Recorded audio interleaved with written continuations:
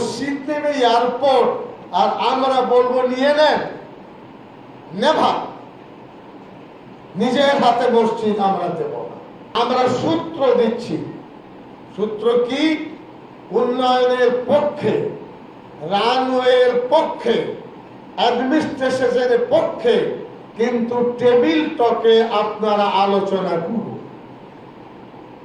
গুন্ডাগার্দির মাধ্যমে pressure create করে বাংলায় সিচুয়েশন ব্রেক করে মসজিদ নেবেন না।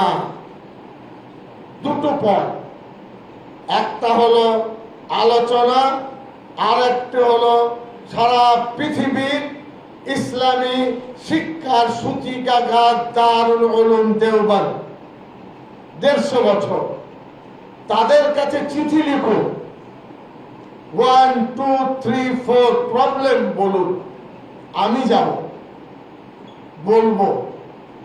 মসজিদ নেবে এয়ারপোর্ট আর আমরা বলবো নিয়ে নেন, নেভা।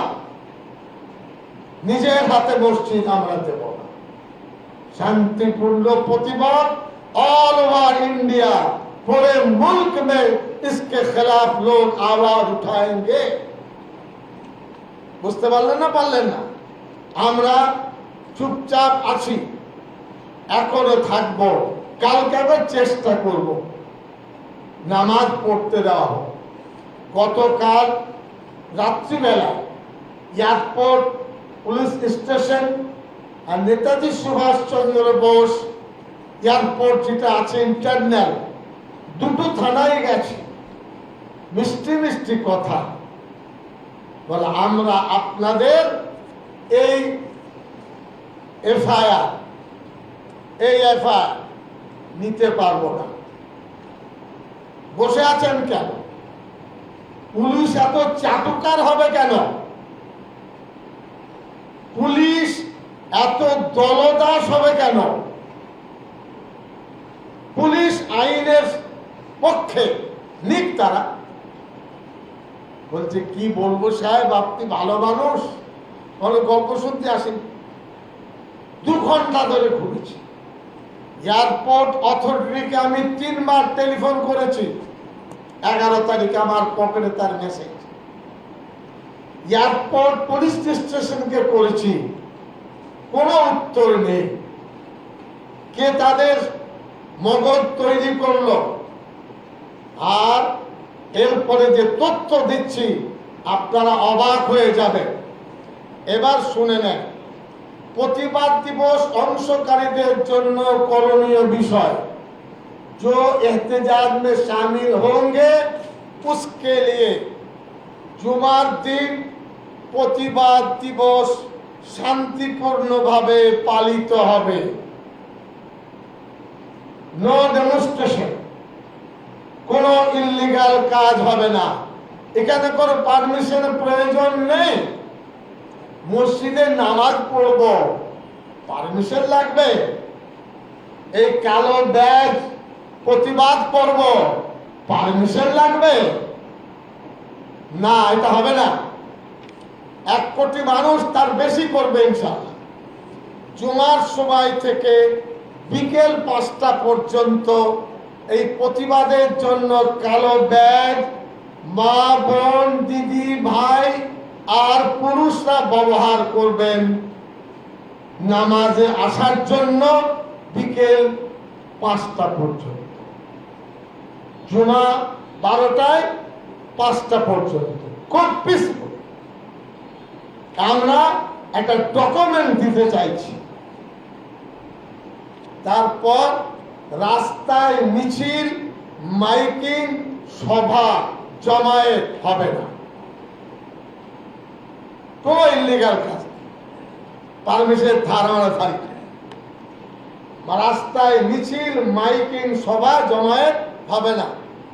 উস্কানিমূলক কোনো বক্তব্য পরিহার করতে হবে। বোঝা গেল? প্রতিবাদ দিবস পালন করার জন্য কাউকে বাধ্য করা যাবে না। It is guideline. मैं हिंदुस्तान के लिए बंगाल के उर्दू भाई बाशिंदों के लिए कल जो एहतजाज पुरअमन और चेतावनी देना चाहते हैं, पहली शर्त है पुरअमन तरीके पर ये काला बैज हाथ में, सीने में, घर में माँ बहन पहन कर बताएं कि दमदम एयरपोर्ट मस्जिद जालिमाना तरीके पर बंद किया गया है। हम आप खोल दें, बातचीत करें, रास्ता खुल जाए। दूसरा, जुमा से लेकर 5 बजे तक ये काला जो एहतजाज है चलाए। कलकत्ता, आसनसोल, इस्लामपुर, उत्तर दिनाजपुर, हिंदुस्तान भर में आवाज उठ रही है। ये आवाज उठनी चाहिए और किसी किस्म की शिद्दत आमेज गुफ्तगू नहीं होगी। माइकिंग या जुलूस या कोई जलसा नहीं होगा। আমরা দুঃখের সাথে বলতে বাধ্য, গতকাল ভাঙড়ে 2 দালাল একসাথে বিজেপি মিটিং করে একজন এমএলএ কে বলছে এসব ধান্দাবাজ দালাল 100 ভাঙড়ের বিধায়কের ক্ষমতা আছে? পারবেন তিনি? জি, দালাল থেকে সাবধান, দালাল থেকে সাবধান। এ মসজিদ আল্লাহর ঘর, মুসলিম কমিউনিটি, দালালদের জায়গা এখানে নেই। খুব পরিষ্কার, কে রাখবেন কে চড়বেন ও আমাদের পড়বার জায়গা নেই। এই কমিটির পক্ষ থেকে এটা ছাপলাম। এবার আপনাদের এটা হলো এফআইআর এর কপি। এটা এয়ারপোর্ট অথরিটি, এয়ারপোর্ট আপনার স্টেশন আর নেতাজি সুভাষচন্দ্র বোস আইসির কাছে নেয়নি, তারা ইমেলে আমরা পাঠিয়েছি। সেকেন্ড, কাগজ দেওয়ার, আরে এখানে আছে কাগজ, এর মধ্যে কই এখানে দিয়েছি তোমাকে, এত ভুলে গেলে হবে? তোমাকে দিয়েছি, দাও। আরে এটা নয়, আরো আছে, এত ভুল কেন তোমাদের?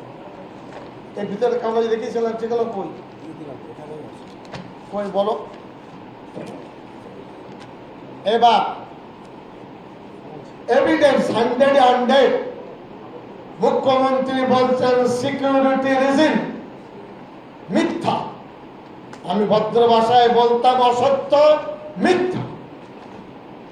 1904 সাল থেকে 26 পর্যন্ত এয়ারপোর্ট অথরিটির সঙ্গে লেনদেনের পেপার আমি 2-4টে বলছি। তারা পড়াশোনা করেন না। এই দেখো, এয়ারপোর্ট অথরিটি মসজিদ সংস্কারের জন্য 8/1/2004 8/1/2004 में ऑर्डर दिया है मस्जिद कमेटी को। ये मालूम है नवन्ना को? आप झूठ बोलते हैं, लोगों को बहकाते हैं। और इस खत को देने वाले कमेटी के सेक्रेटरी सिराजुद्दीन अहमद, यह उसका खत। इसी तरीके पर 2010 इफ्तार की इजाजत, मुहर्रम में इबादत करेंगे इफ्तार, उसकी इजाजत, आने जाने की इजाजत ऑर्डर दिया। এটা 25 পাতার ডকুমেন্টস। কাজওয়ারির জায়গা নেই, স্টেট গভর্নমেন্টের অধিকার নেই। No authority, authority government of India, aviation minister. উনি বলছে ল অ্যান্ড অর্ডার। আমি চ্যালেঞ্জ করছি মাননীয় মুখ্যমন্ত্রীকে, এই 23 বছরের ডকুমেন্টসে এয়ারপোর্ট অথরিটি বলেনি নো সিকিউরিটি রিজন, বলেনি। কে বলেনি? এয়ারপোর্ট অথরিটি বলে ফেললেন। হ্যাঁ, আমরা তো কাঁচা লোক নই, আমরা দালাল নই, আমি বিজেপি করি না, বিজেপির ভয়ে বাস করি না, আল্লাহর ভয়ে বাস করি। আমরা ডেমোক্রেটিক ইন্ডিয়া, আমরা বাঙালি। ভয় দেখাবেন না, ভয় দেখানোর জায়গা নেই।